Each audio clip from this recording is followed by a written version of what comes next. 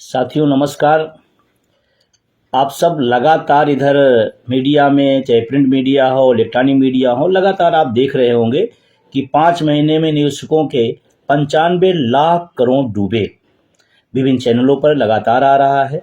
आप सब 2 दिन से 3 दिन से लगातार पढ़ रहे हैं और ये कोई अचानक आज नहीं आ रहा है, पिछले कई महीनों से लगातार चल रहा है। अब स्पीड पकड़ लिया है। और मैं अपने विषय पे आता हूँ। मैं एक ही बात कहना चाहता हूँ, चाहे एनपीएस की व्यवस्था हो, चाहे आने वाले समय में यूपीएस की व्यवस्था हो, पीएफआरडीए उसको गवर्न करेगा। उसके नियम क्या हैं, उसके कायदे चाहे एनपीएस पे हो चाहे यूपीएस पे हो, लागू वही करेगा।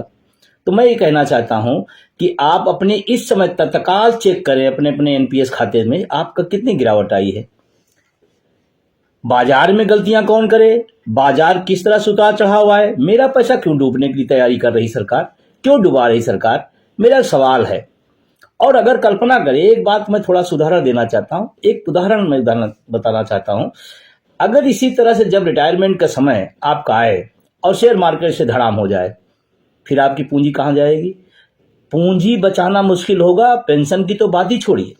हम लगातार इस बात का क्यों विरोध कर रहे हैं, या हमारा संगठन क्यों विरोध कर रहा है, हमारे साथी क्यों विरोध कर रहे हैं, इसी बात की तो चिंता है ना। ये जो खेल है ये कुछ पूंजीपतियों के लिए होगा, कुछ धन्ना सेठों के लिए होगा। एक आम नागरिक देश का शेयर मार्केट से बहुत दूर रहता है और हमारा जबरदस्ती पैसा शेयर मार्केट में लगाया जा रहा है, जबरदस्ती काट के लगाया जा रहा है। और काटने के बाद, लगाने के बाद आप जिम्मेदारी से भी भाग रहे हैं। फिर आप कहोगे तो मार्केट के हवाले है, मार्केट में मेरा कोई नियंत्रण नहीं है, फिर मेरे बुढ़ापे की लाठी का क्या होगा, फिर मेरी पेंशन का क्या होगा। तो साथियों इस बात को आप समझिए। चाहे दुनिया के किसी क्षेत्र में युद्ध हो रहा हो तो पैसा हमारा गिरेगा, श्रीलंका में अराजकता पैदा होगी तो मेरा पैसा गिरेगा, बांग्लादेश में या दुनिया किसी क्षेत्र में किसी भी तरह का कुछ भी हो जिसमें आपकी कोई भूमिका ना हो, फिर भी पैसा आपका डूबेगा। क्यों भाई, ऐसा क्यों कर रहे हैं आप। और इसीलिए आप सबको इस बात को समझना पड़ेगा कि ओल्ड पेंशन हमारे लिए कितनी जरूरी है, क्यों महत्वपूर्ण है, और उसके लिए हमें शिद्दत से लड़ना जरूरी है। इसीलिए एनएमओपीएस के साथ, उसके सहयोगी संगठनों के साथ आप सब शिद्दत से जुटिए। अगर इतने देखने के बाद भी आपको चेतना नहीं आ रही है तो फिर आप बुद्धिजीवी जो हैं, अपने आप को कहते हैं, उसको छोड़ दीजिए। आपके सामने मार्केट ढारा गिर पड़ा और आपका पैसा डूब गया और आपको दूसरी मुद्दों पर चिंता है। तमाम राजनेताओं द्वारा छद्म मुद्दे उठाए जा रहे हैं, उस पर चिंता है। आपका अपना भविष्य डूब रहा, उसकी चिंता नहीं है। मेरे साथियों, मैं आपसे पुनः अपील करना चाहता हूं, चाहे एनपीएस हो या आने वाले टाइम में यूपीएस हो, पीएफआरडीए एक पाइपलाइन है और वो पाइपलाइन प्रदूषित है।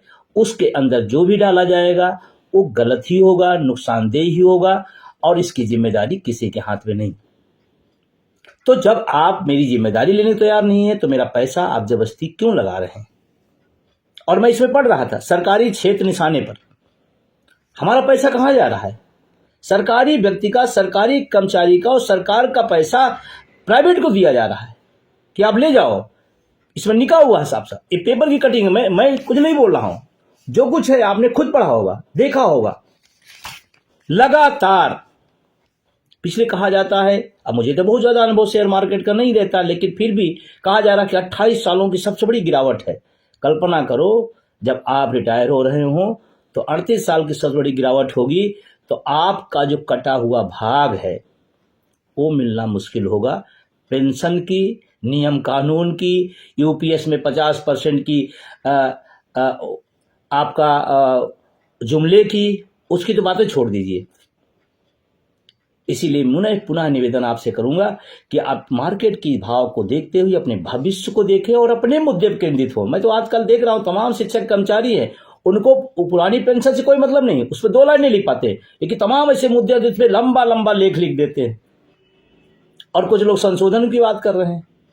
जब जिनके पास जन समर्थन नहीं होता है तो कागज पर संगठन बनाते हैं और उसके बाद वो सरकार की चापलूसी में लग जाते हैं। इनसे भी सचेत रहना होगा। एक धारा, एनएमओपीएस एक धारा है, लड़ाई को शिद्दत से, ईमानदारी से लड़ रही, उसके साथ आप आगे बढ़िए। आपको अगर अब भी समझ में नहीं आ रहा है, आपकी आंखों के सामने आपकी मेहनत की कमाई का पैसा डूब जा रहा है जिसमें आपकी रच माच की भी गलती नहीं है, तो आपको सोचना पड़ेगा।